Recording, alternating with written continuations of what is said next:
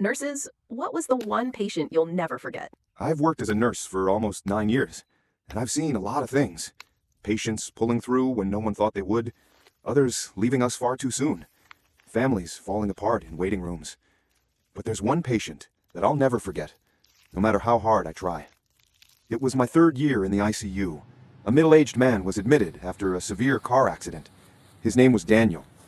He came in with multiple fractures, internal bleeding, and a head injury.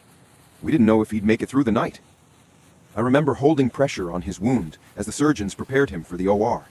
He kept slipping in and out of consciousness, but each time he opened his eyes, he whispered the same thing. "Please, don't let me die. My daughter, she's waiting for me." That stuck with me.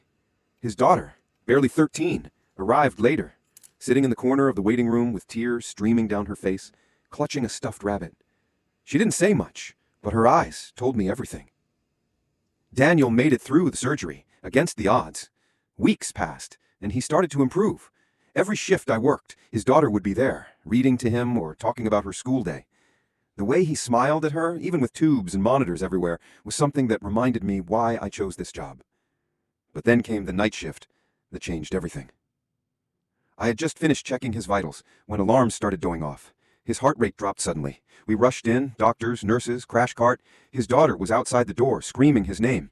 We worked on him for what felt like hours. I begged him in my head to hold on, not for us, but for her. And then, silence.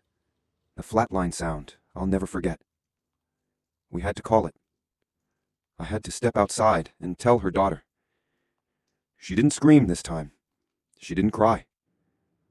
She just sat there, clutching that stuffed rabbit, staring at me like I'd stolen her whole world. That night, I went home and cried harder than I ever had before. Not because death was new to me, it wasn't.